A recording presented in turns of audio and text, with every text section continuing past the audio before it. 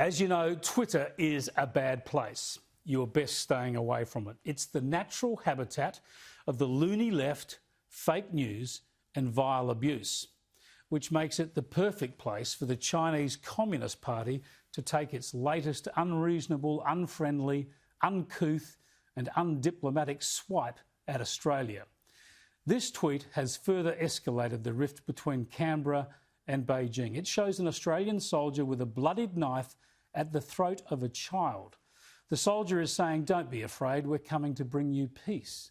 The official Chinese government account says, "Shocked by murder of Afghan civilians and prisoners by Australian soldiers. We strongly condemn such acts and call for holding them accountable."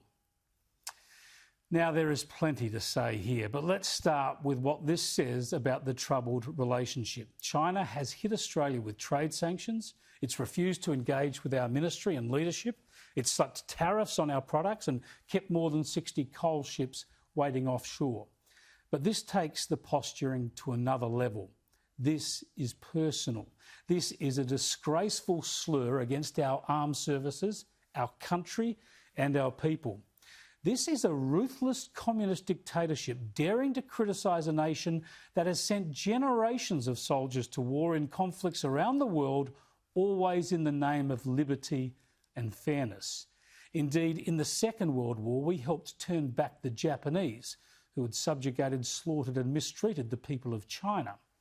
Yet now we're supposed to be close friends with China, engaged in a strategic partnership, committed to crucial and extensive two-way trade, and with long-standing and deepening people-to-people links. Yet this is how they slur us, publicly, through the coward's preferred platform of Twitter.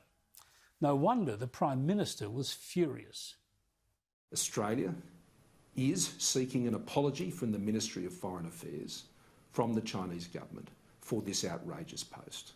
We are also seeking its removal immediately and have also contacted Twitter to take it down immediately. It is just a disgrace, and it does not befit a decent nation trying to operate in the international community. Now, of course, the murder of innocents in Afghanistan is obscene, and if ever it has occurred, and by whoever, it must be investigated and prosecuted. But the only reason China or anybody else knows about the allegations against Australian soldiers is because of investigations by Australian authorities, revelations by free media in Australia, and public statements by the Australian government and defence forces. This is a key point. In Australia, we believe in transparency and accountability. In Australia, we are pursuing justice. In China, people are routinely imprisoned without trial. In China, people are routinely executed. In China, minorities are persecuted. In China, rights are trampled on, and people like the citizens of Hong Kong or the Uyghurs are persecuted in myriad ways. And all we ever get from China is denial. Not transparency, not fairness, not justice, but denial.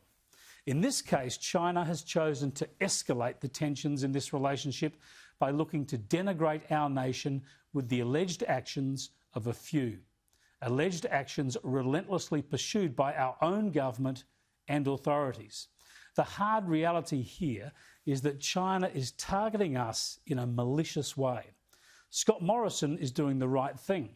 We must stand up for our values and our nation now, or forever be forced to kowtow. Because the voices in politics, business and the media who will seek to blame the victim here will seek to blame Australia for China's bullying. Don't fall victim to this. We need to stand up to China, especially when it's bullying us so hard. Only a weak nation with no self-respect would back down.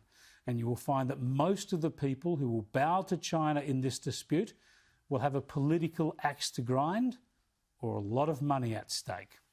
What we need to do, and what we need as a country, is support from like-minded countries. We need to see strong leadership from the rest of the world. What we need is more nations, such as the UK and other European nations, and especially the US, standing up to China publicly on trade, on human rights, and on respect for international law. So long as this is a struggle just between Australia and China, we're of course vulnerable, at the very least economically. But the bullies in Beijing need to be called out globally. I worry that they see a moment of distraction and weakness globally at the moment with the effects of the pandemic and also the transition to Joe Biden in the US. We need all developed nations, all liberal democracies to focus on China and hold China to account.